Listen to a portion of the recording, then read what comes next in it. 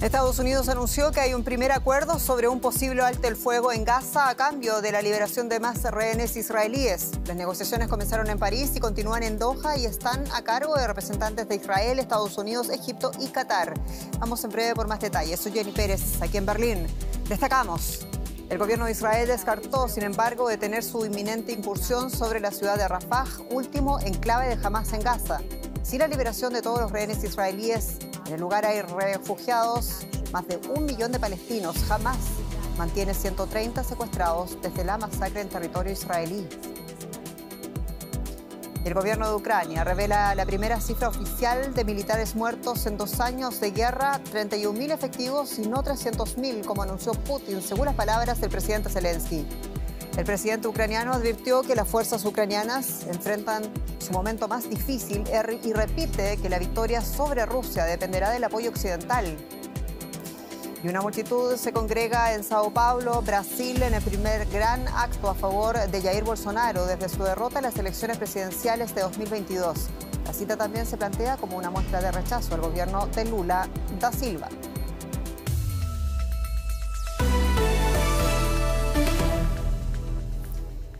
De acuerdo con informaciones de la televisión estatal egipcia Al Ekhira News, este domingo se reanudaron en Doha las conversaciones para alcanzar una tregua en la Franja de Gaza y posibilitar un posible intercambio de rehenes israelíes por presos palestinos.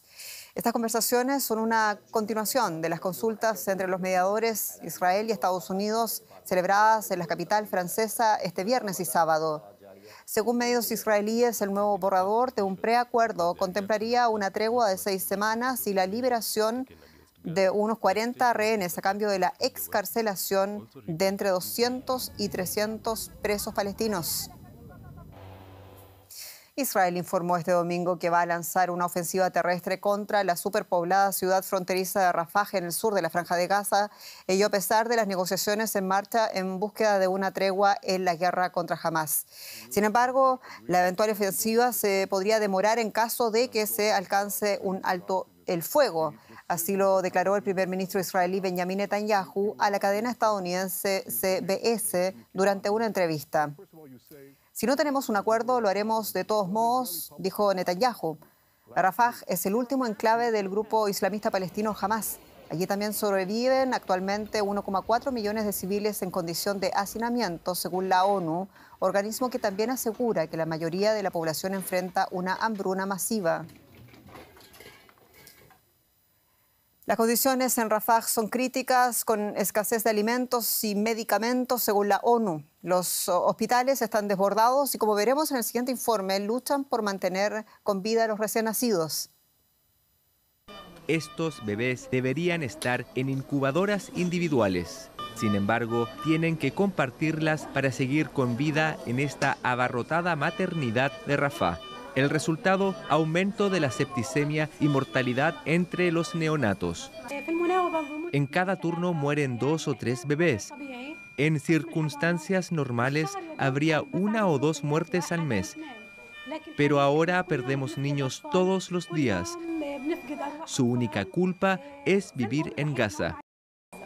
La mayoría de recién nacidos proceden de campamentos donde se instalaron decenas de miles de familias para escapar de los bombardeos israelíes. El esfuerzo del personal sanitario muchas veces es en vano. Los bebés regresan a las tiendas tras recibir tratamiento, pero vuelven a enfermar. Muchas madres esperan que haya un lugar para sus bebés en incubadoras.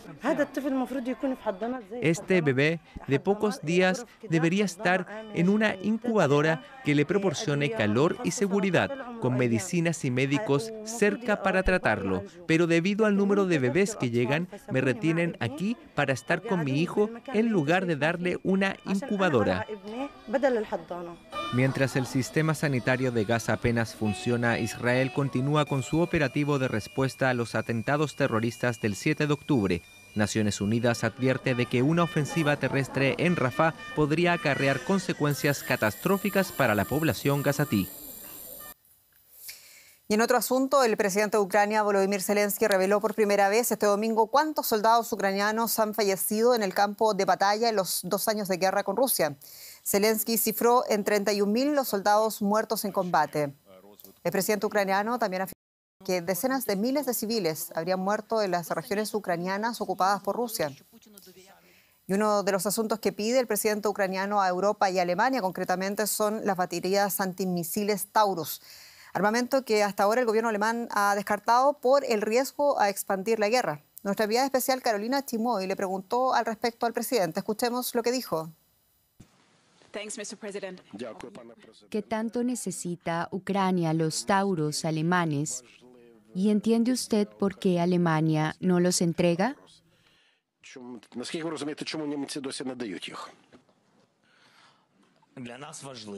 Digámoslo de esta manera. Siempre es primero Estados Unidos y luego Alemania. No estoy diciendo que el canciller dependa del presidente estadounidense, pero ahora que Estados Unidos actuó, espero que Alemania también lo haga. Bueno, miles de personas se reunieron en las afueras de Washington para la Conferencia de Acción Política Conservadora. Es una reunión que pone además la balanza del futuro inmediato del Partido Conservador Republicano, pero también las alianzas conservadoras regionales. Con 2 presidentes en ejercicio y con un ex primer ministro entre los oradores, los organizadores querían naturalmente subrayar la importancia internacional de esta cita. Make Argentina great again. ¡Viva la libertad, carajo! Primer encuentro cara a cara de 2 líderes ultraconservadores. El argentino Javier Milei ha elogiado en repetidas ocasiones a Donald Trump. Para Milei es una oportunidad de darse a conocer en la escena internacional, mientras que los conservadores estadounidenses confían en atraer el voto latino a las puertas de las elecciones presidenciales. También estuvo como invitado otro aliado de Trump, el salvadoreño Nayib Bukele. Si quieren acabar con la globalización, deben estar dispuestos a luchar sin reparos contra todo y contra todos los que la defiendan. Luchen por sus libertades, por sus derechos. Junto a Steve Bannon, conocido por fomentar la cooperación entre grupos políticos populistas, la ex primer ministra británica Liz Truss subrayó la necesidad de cooperar. Es importante que los republicanos vuelvan a la Casa Blanca, pero eso no será suficiente. Tenemos mucho trabajo por delante si queremos ganar esta batalla, porque la izquierda ha logrado infiltrarse en nuestras universidades, en nuestras escuelas, en nuestras asociaciones.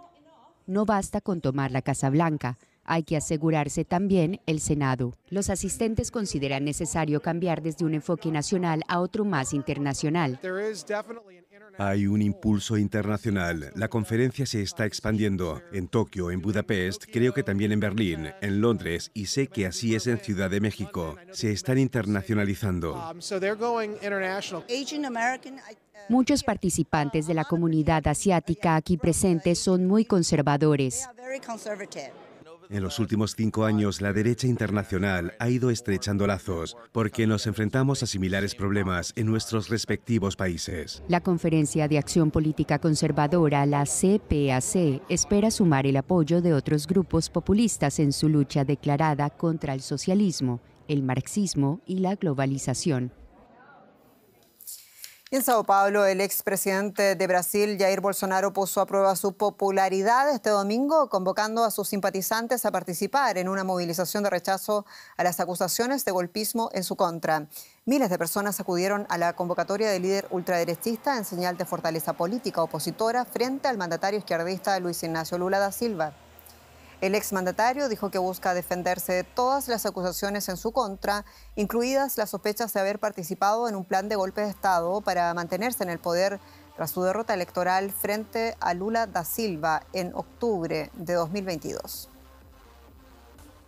Y este es el primer gran evento a favor de Bolsonaro desde su derrota en las elecciones presidenciales del año 2022, decíamos, y en Sao Paulo nos acompaña en directo Pablo Giuliani con detalles. Pablo, ¿esta multitudinaria marcha es un acto de apoyo al expresidente Bolsonaro o una marcha de repudio al actual gobierno de Lula da Silva?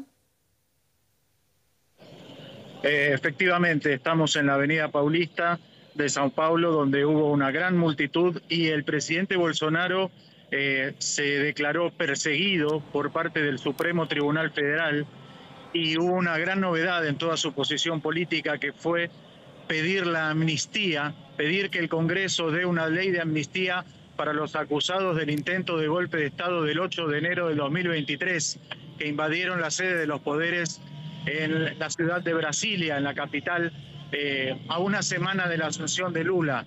Bolsonaro dijo que nunca pensó en hacer un golpe de Estado y que existe una persecución en su contra, pero también dejó el recado para el gobierno de Lula y para la Suprema Corte, que lo investiga y le confiscó el pasaporte hace 2 semanas, que tiene pueblo a su favor y es un pueblo decidido a defenderlo.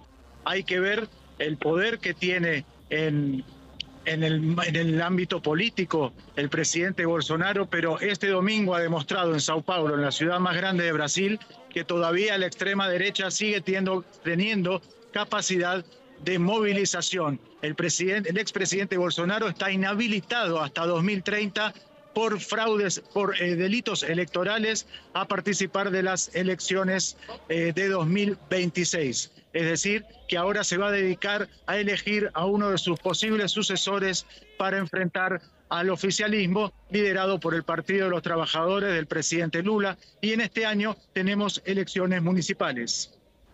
Pablo Juliano, muchas gracias. En Sao Paulo. Muchas gracias. En México, la candidata oficialista a la presidencia y ex jefa del gobierno de Ciudad de México, Claudia Sheinbaum, denunció acoso telefónico tras haberse filtrado su número a las redes sociales. Aquí vemos a la dirigente oficialista formalizando su candidatura el pasado 18 de febrero. La favorita de las encuestas para las presidenciales del 2 de junio dijo haber estado recibiendo llamadas y mensajes de odio y que cambiará de número. La revelación ocurre 2 días después de que el presidente mexicano, Andrés Manuel López Obrador, difundiera el número de una periodista del diario estadounidense The New York Times tras publicarse un reportaje sobre supuestos vínculos de asesores del mandatario con narcotraficantes. Y la de México es una campaña electoral de alto calibre donde aparentemente todo puede suceder o incluso todo puede revelarse. Andrea Sosa, periodista, tiene detalles hasta ahora en Ciudad de México. Andrea, saludos. ¿Y hay que atender acaso todos estos escándalos en clave de política electoral? ¿Cómo influye en el electorado?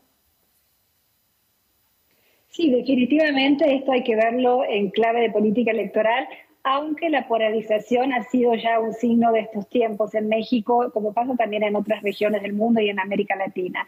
El hecho es que aquí la campaña electoral empieza el próximo viernes, faltan 3 meses para las elecciones, y a medida que avance esta campaña, la batalla que se da principalmente en las redes sociales se va a ir acentuando. Hay unas elecciones muy importantes por delante en las que para unos está en juego la continuidad del proyecto del presidente y para otros justamente evitar esa continuidad y esa consolidación de ese proyecto.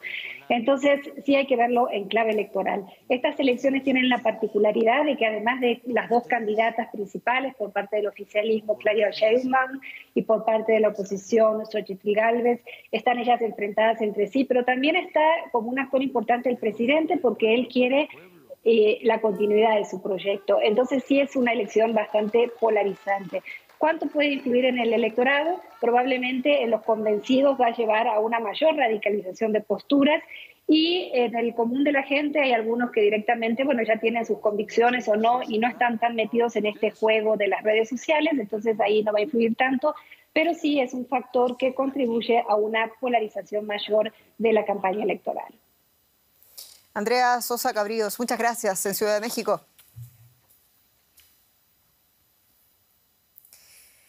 Y finalizamos en la Torre Eiffel porque volvió a abrir este domingo tras una semana de huelga. Los sindicatos de los trabajadores que reprochaban a los gestores del monumento más emblemático de la capital francesa una falta de mantenimiento.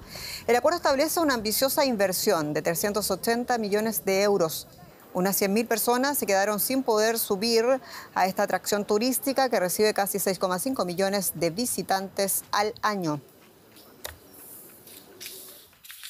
Aquí nos despedimos. Muchas gracias por su sintonía. Somos Deutsche Welle.